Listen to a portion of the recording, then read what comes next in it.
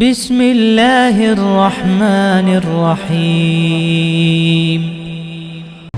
بسم اللہ الرحمن الرحیم الحمد للہ رب العالمین والصلاة والسلام علی نبینا محمد وعلى آلہ وصحبہ اجمعین اما بعد فاعوذ باللہ من الشیطان الرجیم بسم اللہ الرحمن الرحیم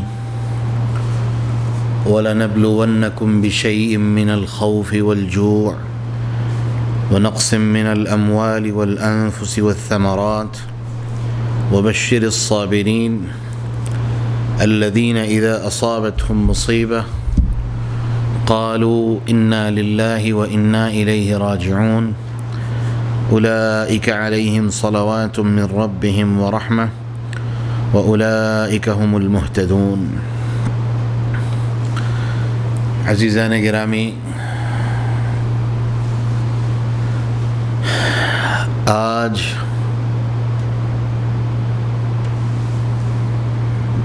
جب سے ہوش سنبھالا ہے، زندگی کا پہلا جمعہ ہے کہ مساجد بند ہیں اور ہم اللہ کے گھروں میں جانے سے محروم ہیں۔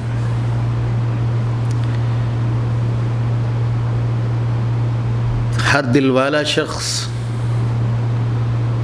جس کے دل میں اللہ کی محبت اور دین کی محبت ہے، اس کے لیے یہ ایک بہت بڑا المیہ ہے۔ ہر سو خوف کا عالم ہے، پریشانی کا دورہ ہے، اور افسوس اس بات پہ کہ ہم لوگ اس کیفیت میں بھی اپنے اللہ سے بہت دور ہیں۔ مسجدیں بند ہیں، آج حرمین میں بھی، بالخصوص مسجد نبوی شریف میں بھی باہر سے آ کے لوگ جو نماز ادا کرتے تھے ان پر پابندی لگا دی گئی، اور کل سے ایک شہر سے دوسرے شہر جانے پر بھی پابندی عائد کر دی گئی ہے کہ کوئی ٹرانسپورٹ، بسیں وغیرہ ساری چیزیں، جہاز تک، حد تک ساری چیزیں بند ہوں گی۔ اس وقت یہ سوچ کا ایک وقت ہے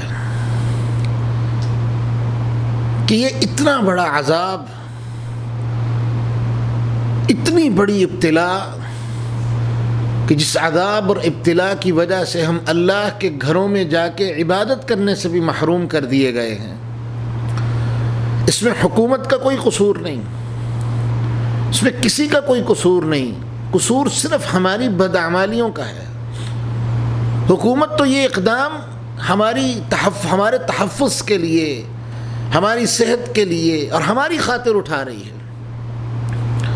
سوال یہ ہے کہ ہم کتنے برے ہو چکے ہیں، برائیوں کی دلدل میں کتنا نیچے اتر چکے ہیں کہ اللہ رب العزت نے اس عذاب کی وجہ سے ہمیں ہمارے گھروں تک محدود فرما دیا، اور حتیٰ کہ اپنے گھروں میں جا کے عبادت کے لیے بھی ہم محروم کر دیے گئے۔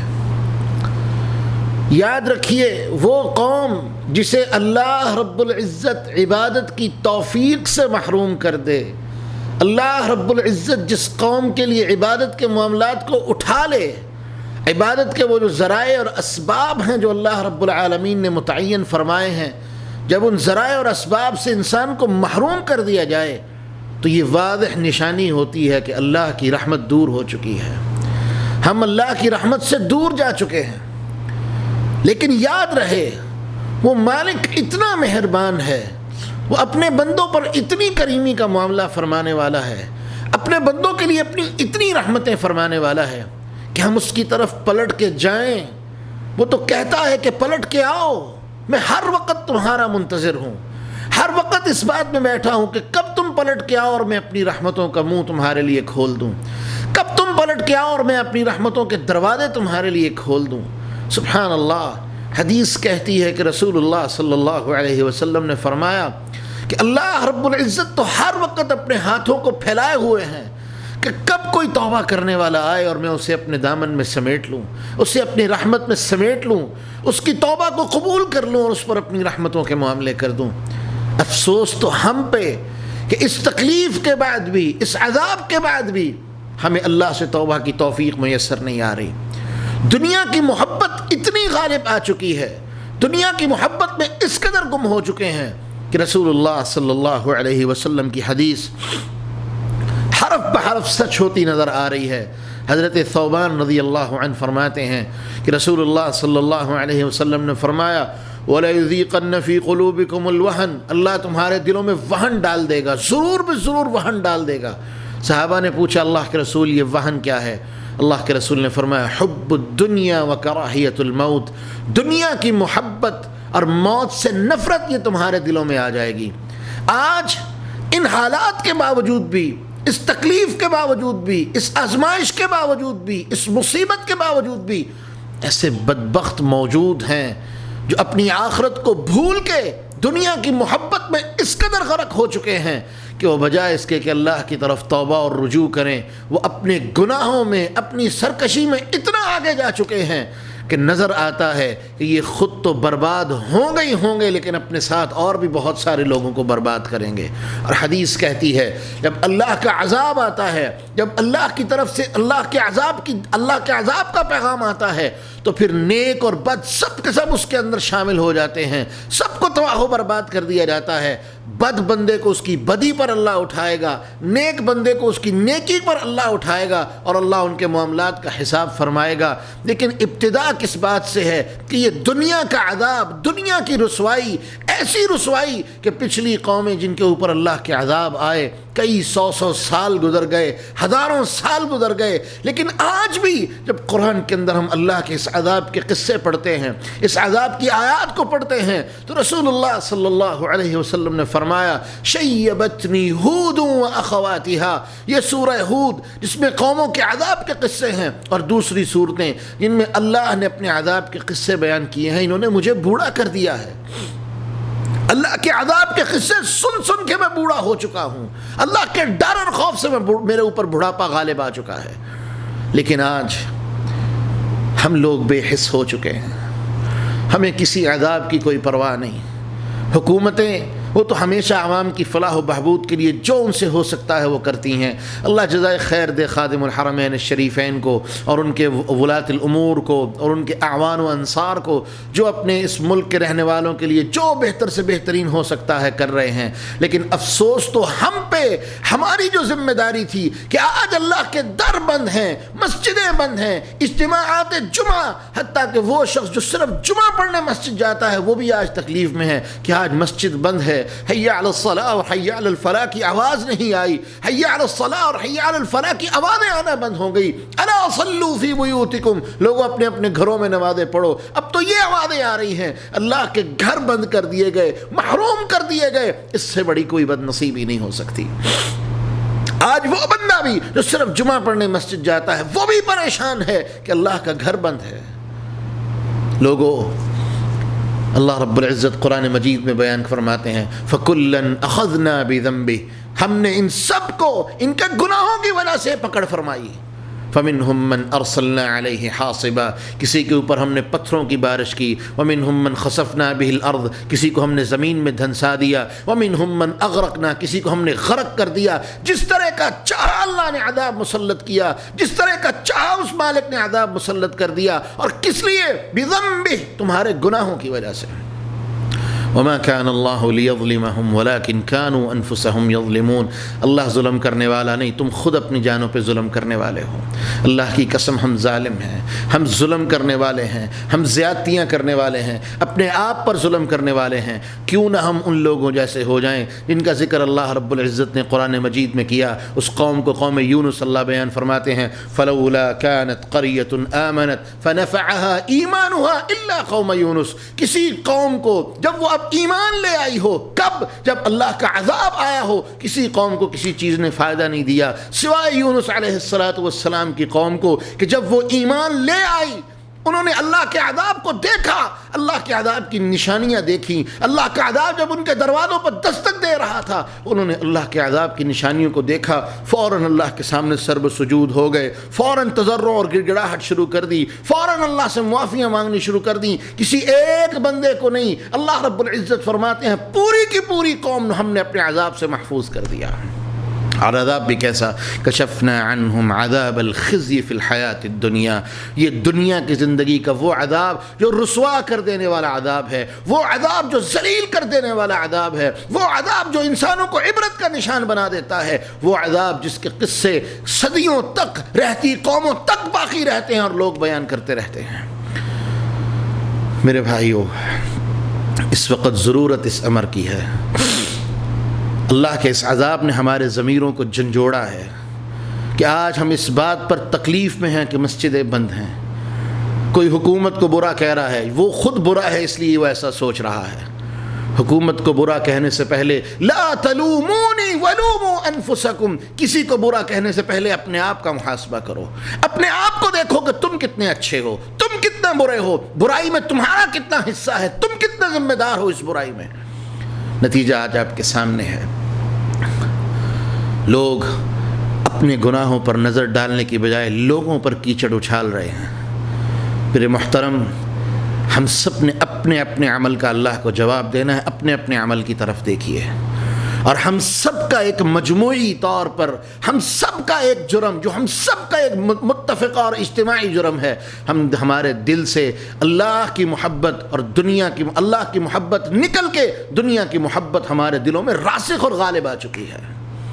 اسی لیے تو اللہ کے رسول صلی اللہ علیہ وسلم نے فرمایا، دو چیزیں بوڑھے آدمی کا دل بھی، جو دل بوڑھا ہو چکا ہے، جو جسم بوڑھا ہو چکا ہے، وہ جسم جس کی ہمت جواب دے چکی ہے، وہ جسم بھی دو طرح کی خواہشیں ہمیشہ اپنے دل میں جوان رکھتا ہے۔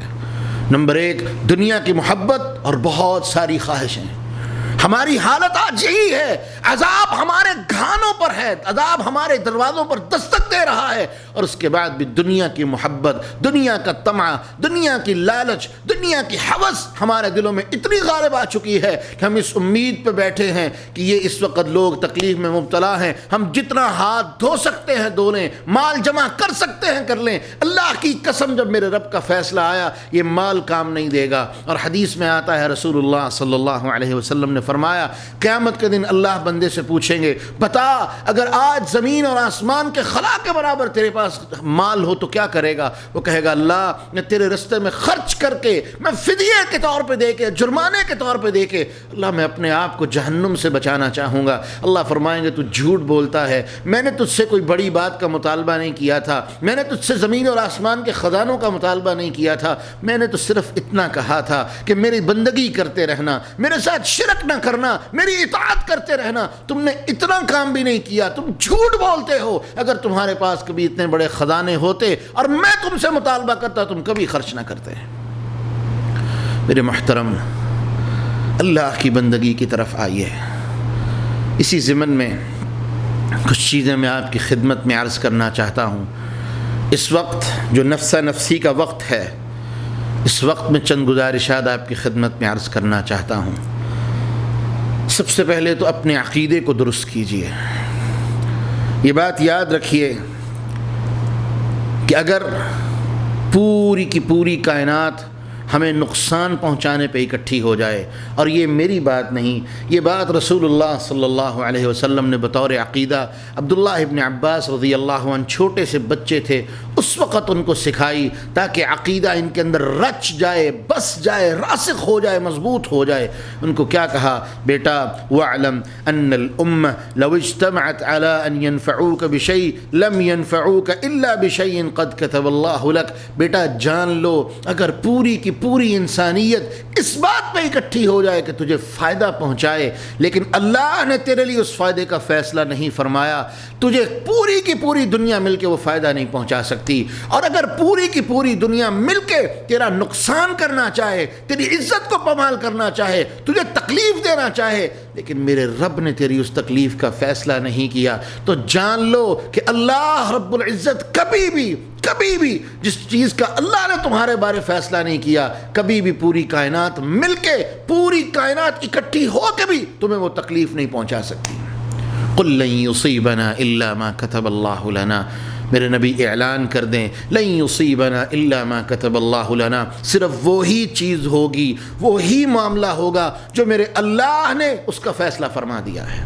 جو میرے رب کا فیصلہ ہے وہ ٹل نہیں سکتا، میرے رب کے فیصلے کو کوئی تبدیل نہیں کر سکتا، میرے رب کے فیصلے اٹل ہیں، کنفرم ہیں، ان کے اندر کسی طرح کی کوئی کمی بیشی نہیں ہو سکتی۔ اسی طرح دوسری بات یاد رکھیں، ما انزل اللہ داء الا انزل اللہ له شفاء، جو بھی بیماری اللہ نے نازل کی ہے، اس زمین پہ آئی ہے، اللہ نے اس کی شفا بھیجی ہے۔ وباؤں ان کے علاج بھی موجود ہیں، لیکن وباؤں کے ساتھ سب سے اہم چیز وہ توبہ اور استغفار ہوتی ہے، سنت کو لازم پکڑنا ہوتا ہے، اللہ کی طرف رجوع کرنا ہوتا ہے۔ بیماریوں کے علاج موجود ہیں، لیکن ضرورت اس امر کی ہے کہ ہم اپنے رب کی طرف پلٹ جائیں۔ انیبوا الی ربکم واسلموا لہ، اپنے رب کی طرف پلٹ جاؤ اور اس کے لیے مطیع اور فرما بردار ہو جاؤ، وہ اپنی رحمتوں کے دروازے کھول دے گا۔ آج ہر اعتبار سے، معاشی اعتبار سے، مالی اعتبار سے، جانی اعتبار سے، ہر اعتبار سے انسان پریشانی کا شکار ہیں، بالخصوص امت مسلمہ پریشانی کا شکار ہے۔ میرے بھائیوں، امت مسلمہ کو تو پریشان ہونا ہی نہیں چاہیے، کیونکہ جس کا اللہ پر یقین ہے، اللہ کی ذات پر توکل اور اعتماد ہے، من یتوکل علی اللہ فہو حسبہ، جو اللہ پر توکل کر لے اللہ اسے کافی ہو جاتا ہے۔ دوسری بات، موت کا خوف دل سے نکال دیں۔ جو وقت میرے مالک نے متعین کیا ہے وہ آنا ہی آنا ہے۔ اور ایک بات جو کچھ دن پہلے مجھے پڑھنے کا اتفاق ہوا، بڑی خوبصورت بات تھی کہ پتہ نہیں کرونا آئے کہ نہ آئے، کرونا کا ہم شکار ہوں یا نہ ہوں، لیکن یہ بات تو کنفرم ہے کہ موت سے کوئی نہیں بچ سکا۔ موت کا وقت جو میرے مالک نے متعین فرما دیا ہے، لا یستأخرون عنہ ساعۃ ولا یستقدمون، ایک گھڑی وہ آگے پیچھے بھی نہیں ہو سکتا، وہ آنا ہی آنا ہے، وہ اٹل ہے، وہ طے شدہ ہے۔ وہ کرونا سے لکھا ہے تو کسی اور چیز سے لکھا ہے تو وہ میرے مالک نے طے فرما دیا ہے، حتیٰ کہ بغیر کسی بیماری کے بھی میرا مالک مجھے اٹھانے پر قادر ہے، ہم سب کو اٹھانے پر قادر ہے۔ لہذا موت کا خوف دل سے نکال دیجئے، کیونکہ دنیا کی محبت وہ کافر کے دل میں ہوتی ہے، یہودی کے دل میں ہوتی ہے، مشرک کے دل میں ہوتی ہے، اور وہ یہ چاہتا ہے کہ ہزاروں سال زندگی مل جائے۔ اللہ قرآن میں بیان فرماتے ہیں وَلَتَجِدَنَّهُمْ أَحْرَصَ النَّاسِ عَلَى حَيَاةٍ، تم ضرور بالضرور ان لوگوں کو زندگی کے معاملے میں بہت حریص پاؤ گے، دیکھو گے کہ بہت حریص ہیں۔ کتنے حریص ہیں کہ وَمِنَ الَّذِينَ أَشْرَكُوا يَوَدُّ أَحَدُهُمْ لَوْ يُعَمَّرُ أَلْفَ سَنَةٍ، کہ یہودی اور مشرک یہ چاہتے ہیں، ان میں سے ہر کسی کی خواہش ہے کہ ہمیں 1000 سال کی عمر دے دی جائے، لیکن 1000 سال کی عمر کے بارے میں بھی میرا مالک فیصلہ فرماتا ہے وَمَا هُوَ بِمُزَحْزِحِهِ مِنَ الْعَذَابِ أَن يُعَمَّرَ، اگر ان کو عمر دے بھی دی جائے، 1000 سال کی زندگی بھی ان کو جہنم کے عذاب سے نہیں بچا سکتی۔ زندگی کا فائدہ تو تب ہے کہ جس مقصد کے لیے اللہ نے زندگی دی ہے ہم وہ پورا کر کے جائیں اور اس مقصد پر اپنی زندگی کو گزاریں، تاکہ یہ مختصر زندگی جو اللہ نے ہماری آخرت کے لیے ہمیں امتحان بنا کے عطا کی ہے، ہم اس امتحان میں کامیاب ہو جائیں، جس طرح میرا مالک چاہتا ہے ہم زندگی گزار لیں، تاکہ آخرت میں ہمیں وہ زندگی میسر آ سکے جو ہم چاہتے ہوں گے۔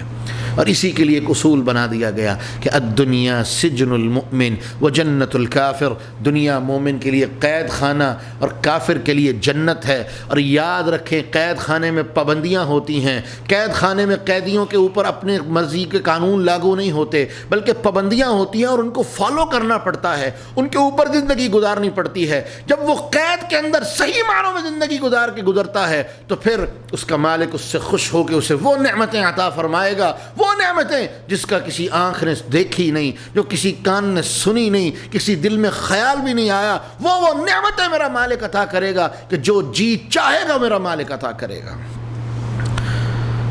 اور اسی طرح اللہ رب العزت نے قرآن مجید میں اس بات کا فیصلہ بھی واضح فرما دیا ہے کہ وَلِكُلِّ أُمَّةٍ أَجَلٌ إِذَا جَاءَ فَإِذَا جَاءَ أَجَلُهُمْ لَا يَسْتَأْخِرُونَ سَاعَةً وَلَا يَسْتَقْدِمُونَ کہ ہر امت کے لیے ہم نے ایک وقت طے کر دیا ہے. اس لیے مومن کبھی موت سے خائف نہیں ہوتا، کیونکہ مومن جانتا ہے میری زندگی کا مقصد کیا ہے، کہ اللہ نے مجھے یہ زندگی اگلی زندگی کی تیاری کے لیے عطا کی ہے، لہذا وہ اپنے اس کام کے اوپر مصروف رہے. مومن موت سے نہیں گھبراتا، بلکہ مومن تو ہر وقت تیار ہوتا ہے کہ کب میرے مالک کا بلاوا مجھے آئے، کب میرا مالک مجھے ملاقات کے لیے بلائے اور میں اس کے پاس جانے کے لیے تیار ہوں. اس ضمن میں تیسری چیز، نماز کی پابندی کیجیے. استعینوا بالصبر والصلاۃ. مدد چاہیے تو مدد دو چیزوں سے ملتی ہے، صبر سے اور نماز سے. نماز کی پابندی کیجیے. نماز سب سے بڑی خیر کی مفتاح اور چابی ہے، خیر کی کنجی ہے. رسول اللہ صلی اللہ علیہ وسلم نے عبداللہ ابن عباس کو نصیحت کی تھی اور فرمایا تھا احفظ اللہ یحفظک، احفظ اللہ تجدہ تجاہک.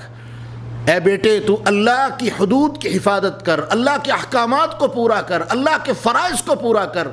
تجدہ تجاہک، تو دیکھے گا کہ تیرا مالک تیرے سامنے ہوگا، تو ہر وقت اسے اپنے سامنے پائے گا. تو اس کے فرائض کو جب پورا کرے گا، اس کے احکامات کی پابندی کرے گا، تو دیکھے گا کہ تیرا مالک تیرے سے محبت میں کوئی کمی نہیں چھوڑے گا. ہر وقت وہ تیرے سامنے موجود ہوگا. تو بس اپنے رب کے احکامات کو اور اپنے رب کے حکم کو پورا کرنے کی تعمیل کرتا رہے، اس کو ہر وقت پورا کرتا رہے. جب تو اس کام میں لگا رہے گا، میرا مالک تیری ذات کے ساتھ جڑا رہے گا.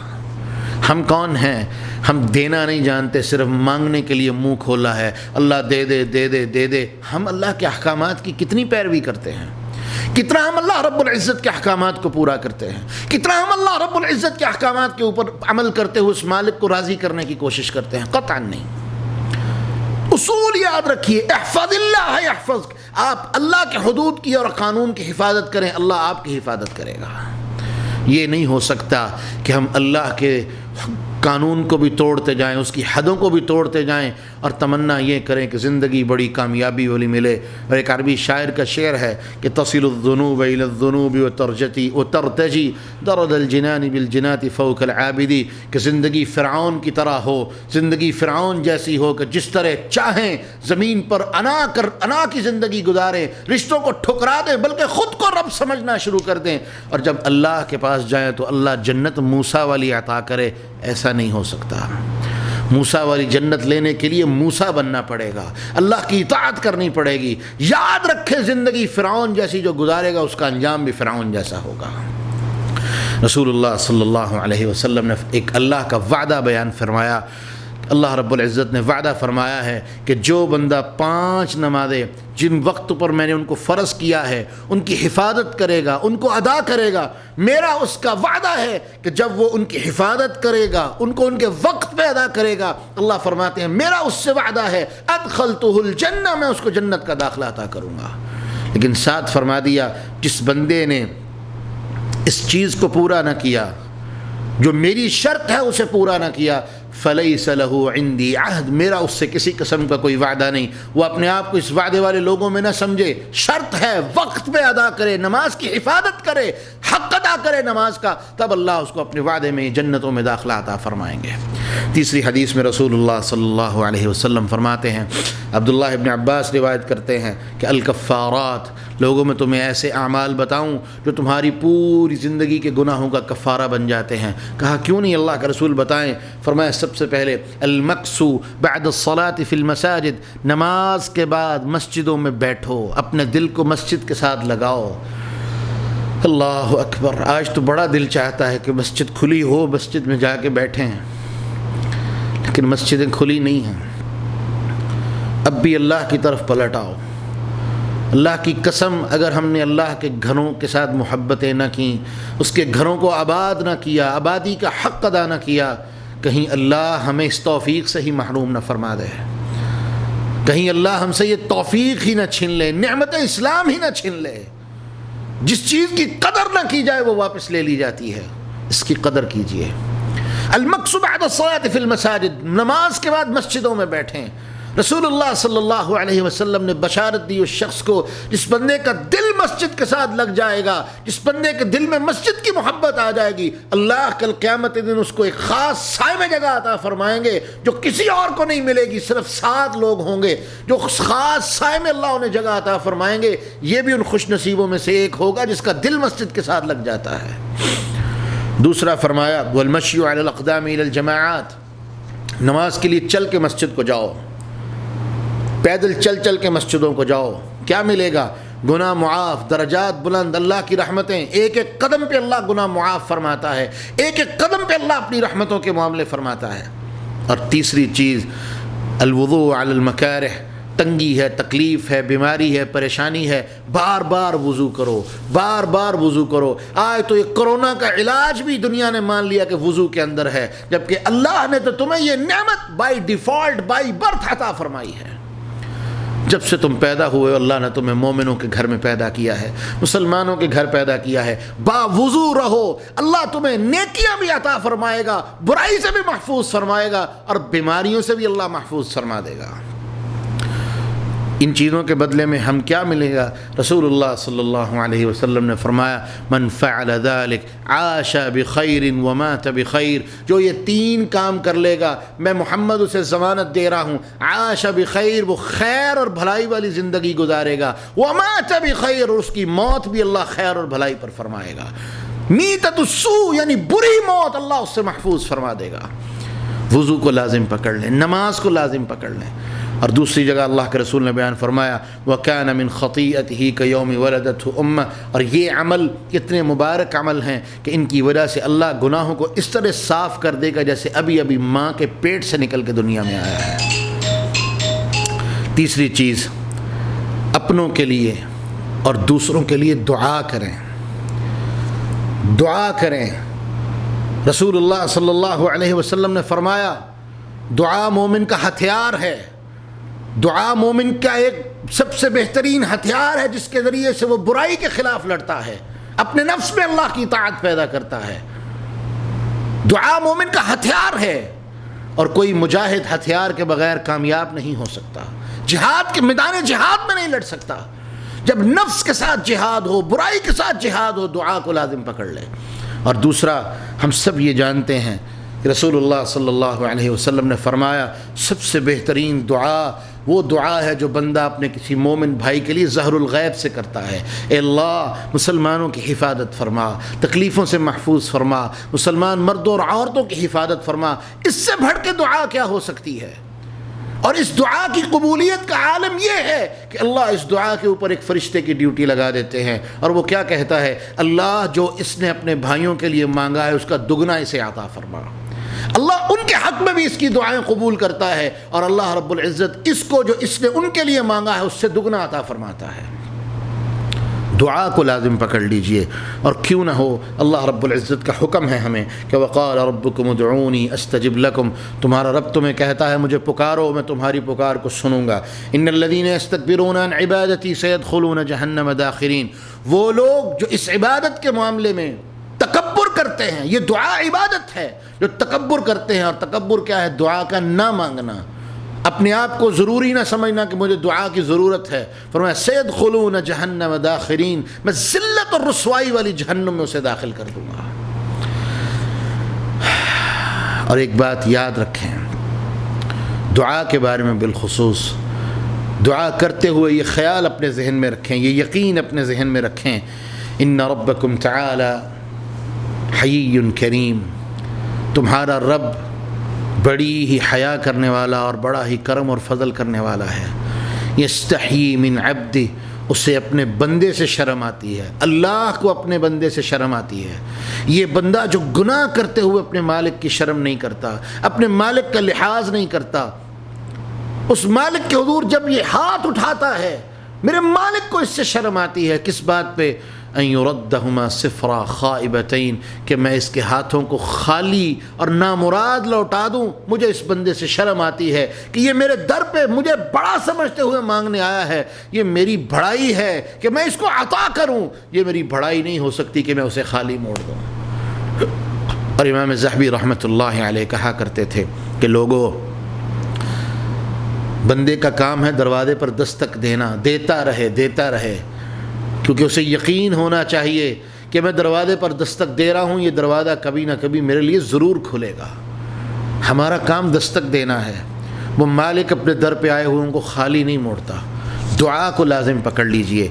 تیسری چیز، اس کے بعد اگلی چیز، کثرت سے استغفار کیجئے۔ اللہ کے رسول صلی اللہ علیہ وسلم نے فرمایا، من لزم الاستغفار جعل اللہ له من كل ضیق مخرجا ومن كل ہم فرجا ورزقه من حیث لا يحتسب۔ جو استغفار کو لازم پکڑ لے، جعل اللہ له من كل ضیق مخرجا، اللہ ہر تنگی سے اس کو نکال دیتا ہے، ہر تنگی سے اس کے لیے آسانیاں پیدا فرما دیتا ہے۔ ومن كل ہم فرجا، اللہ اس کو غموں سے نکال دیتا ہے، اس کے غموں کو اللہ فرج اور آسانی میں بدل دیتا ہے۔ وَرَزَقَهُ مِنْ حَيْثُ لَا يَحْتَسِبُ، اور اللہ اس بندے کی ضروریات وہاں سے پورا کرے گا جہاں سے اس کے وہم و گمان میں بھی نہ ہو۔ اور کیوں نہ ہو، قرآن میں بھی اللہ رب العزت نے نوح علیہ السلام کے زمانے سے لے کے جناب محمد الرسول اللہ صلی اللہ علیہ وسلم تک ہر نبی کی زبانی اپنی قوم کو یہ بات کہلوائی کہ استغفروا ربکم انہ کان غفارا، اپنے رب سے استغفار کرو اس یقین کے ساتھ کہ وہ بہت ہی بخشنے والا ہے۔ جب بخش دے گا تو کیا کرے گا؟ یرسل السماء علیکم مدرارا، تہ در تہ تمہارے اوپر آسمانوں سے اپنی رحمتوں کی بارشیں برسائے گا۔ وَيُمْدِدْكُمْ بِأَمْوَالٍ وَبَنِينَ، تمہیں مال دے گا، بیٹے دے گا۔ وَيَجْعَلْ لَكُمْ جَنَّاتٍ وَيَجْعَلْ لَكُمْ أَنْهَارًا، تمہارے لیے جنات اور باغات اور نہریں، ہر طرح کی فراوانیاں اپنی رحمتوں سے تمہارے لیے فرما دے گا۔ آج اس آیت پر سب سے بڑھ کے عمل کرنے کی ضرورت ہے۔ امت مسلمہ کو ضرورت ہے کہ قوم یونس علیہ السلام کی طرح متفقہ طور پہ، اجتماعی طور پہ اپنے رب کے حضور گر جائیں اور گڑ گڑاہٹ کریں، آہوزاری کریں کہ اللہ ہمیں معاف فرما دے، اللہ اس مصیبت اور بلا سے ہمیں نکال دے، ہمارے گناہوں کی وجہ سے اللہ جو ہمارے لیے آفتیں آئی ہیں، جو ہمارے دین میں ہمارے لیے آفتیں بن گئی ہیں، اللہ ہمیں ان سے معاف فرما دے، اپنے گھروں کو ہمارے لیے کھول دے، اپنے گھروں سے ہمیں محروم نہ فرما، اپنے گھروں کو کھول دے تاکہ ہم تیری عبادت کر سکیں اور تیری بندگی کا حق ادا کر سکیں، تیرے گھروں کے آباد کرنے والے بن جائیں۔ اللہ اپنے گھروں سے ہمیں محروم نہ فرما۔ اس کے بعد اگلی چیز، گناہوں سے اجتناب کیجیے، جہاں تک ہو سکے۔ من یتق اللہ یجعل لہ مخرجا، اللہ قرآن میں بیان فرماتے ہیں جو بندہ اللہ کا تقوی اختیار کر لے، یجعل لہ مخرجا، اللہ رب العزت اس کے لیے ہر طرح کے معاملے میں آسانیاں فرما دیتے ہیں۔ وَيَرْزُقْهُ مِنْ حَيْثُ لَا يَحْتَسِبُ، اور اس کی ضروریات اللہ وہاں سے پوری فرماتے ہیں جہاں سے اس کے وہم و گمان میں بھی نہ ہو۔ تقوی، امام ابن القیم رحمۃ اللہ علیہ کہا کرتے تھے کہ لوگوں، تقوی ساری بھلائیوں کی بنیاد ہے۔ التقوی رأس کل خیر، تقوی ہر خیر کا سرچشمہ ہے، ہر خیر کی بنیاد اور اساس ہے۔ ہمارے دلوں میں اگر تقوی آ جائے ہم گناہوں سے بچ سکتے ہیں، ہمارے دلوں میں تقوی آ جائے ہم خیر کی طرف جا سکتے ہیں۔ لیکن افسوس اس بات کا کہ ہمارے دل تقوی سے خالی ہیں، اور آج اس وقت جس المیہ سے ہم گزر رہے ہیں، جس پریشانی سے ہم گزر رہے ہیں، سب سے زیادہ ضرورت جس چیز کی ہے وہ اللہ کے تقوی کو لازم پکڑنے کی ہے، استغفار کو لازم پکڑنے کی ہے، اللہ کی طرف لوٹ جانے کی ہے، اس یقین کے ساتھ کہ جو لوٹ جائے گا وہ محروم نہیں رہ سکتا۔ اگلی چیز، لوگوں کی مدد کیجیے، جس طرح آپ جس کی جو مدد کر سکتے ہیں کریں۔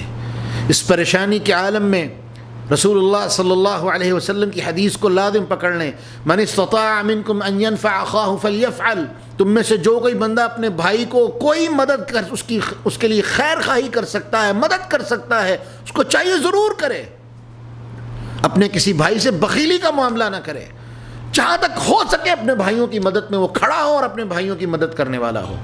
لیکن افسوس یہ کہ ہم اپنے اپنے معاملات کو ترجیحات دینے والے لوگ ہیں، پڑوس میں کیا ہو رہا ہے ہمیں خبر نہیں ہوتی۔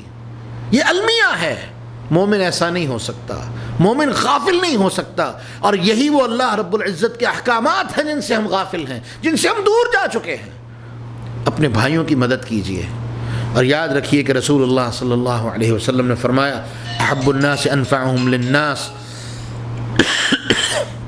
سب سے بہترین لوگ اللہ کے ہاں وہ ہیں انفعهم للناس جو لوگوں کے لیے سب سے زیادہ فائدے والے ہیں، جو لوگوں کو فائدہ دینے والے ہیں۔ وَأَحَبُّ الْأَعْمَالِ إِلَى اللَّهِ، اور اللہ کے ہاں سب سے بہترین عمل وہ ہے سرور تدخلہ علی مسلم، وہ خوشی ہے جو انسان کسی مسلمان بھائی کے دل میں ڈالے، جو کسی مسلمان بھائی کی خوشی کا ذریعہ اور سبب بن جائے۔ آپ کسی کے لیے کچھ نہیں کر سکتے، اس کے لیے آسانی کر دیجئے، اس کے لیے اس کے کام آ جائیے، کیونکہ یہ اللہ کے ہاں بہترین اعمال میں سے اور بہترین لوگوں کی نشانیوں میں سے ایک نشانی ہے۔ اور اس کے ساتھ ساتھ آخری چیز اور سب سے ضروری چیز، صبر کا مظاہرہ کیجئے۔ یاد رکھیے یہ تکلیفیں، یہ وبائیں، یہ بلائیں اللہ کی طرف سے آتی ہیں تو اللہ کی مدد کے لیے دو اصول، نماز اور صبر، ان کو لازم پکڑ لیجئے، کیونکہ یاد رکھیں صبر کے بغیر مومن کے پاس کوئی چارہ نہیں ہے۔ اور اسی لیے رسول اللہ صلی اللہ علیہ وسلم نے فرما دیا ان امر المؤمن کلہ فی خیر، کہ مومن کا ہر معاملہ خیر والا ہے۔ تکلیف آتی ہے، صبر کرتا ہے تو بھی یہ خیر پہ ہے، اس کے اوپر بیماری، اللہ کی طرف سے رحمت آتی ہے، صبر کرتا ہے تو بھی یہ، اور اللہ کا شکر ادا کرتا ہے، اللہ کی رحمتوں میں شکر ادا کرتا ہے تو بھی یہ خیر والا ہے، ہر حال میں خیر والا ہے۔ آج تکلیفیں ہیں، صبر کیجئے اور اپنے اللہ سے مدد مانگیے، اس کے حضور گڑ گڑائیے، التجا کیجئے، دعائیں کیجئے، اللہ رب العزت اپنی رحمتوں سے آسانی کے معاملے فرما دے گا، ان تکلیفوں کو ختم فرما دے گا۔ اور آخری چیز میرے محترم، ان ایام میں استغفار کو لازم پکڑ لیجئے، ان ایام میں استغفار اپنی زندگی کا شیوا بنا لیجئے، ان ایام میں استغفار کو اپنی زندگی کا ایک جز بنا لیجئے، ہر وقت اپنے آپ کو استغفار میں مصروف رکھیے، اور بالخصوص یہ دعا کہ اللہ اپنے گھروں کو آباد فرما دے، اللہ اپنے گھروں کو آباد فرما دے، ہمیں اپنے گھروں کا آباد کار بنا، آباد کرنے والا بنا، اور اللہ ہمارے گناہوں سے ہمیں معاف فرما کے یہ بلائیں اور وبائیں ہم سے دور فرما دے۔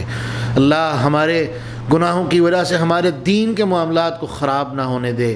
اللہ یہ سارے ہمارے گناہوں کے نتیجے ہیں، اللہ ہمیں معاف فرما کے ہمارے دین کے معاملات کو آسان فرما دے، حرمین کو آباد فرما دے، حرمین کی آباد کاری فرمانے والوں کو اور کوشش کرنے والوں کو بہترین اجر عطا اور جزا عطا فرما، اور اللہ اپنے گھروں کو اپنی رحمتوں سے آباد فرما دے اور ہمیں آباد کرنے والا بنا، ہمارے گناہوں کی وجہ سے ہمیں ان خیر کے کاموں سے محروم نہ فرما، ہمیں معاف فرماتے ہوئے اللہ ہم پر رحمتیں فرما اور ان وباؤں اور بلاؤں کو دور فرما کے اپنے ان گھروں کی اور ان شہروں کی رونقوں کو بحال فرما دے۔ سبحان ربک رب العزت عما یصفون وسلام علی المرسلین وآخر دعوانا ان الحمد للہ رب العالمین۔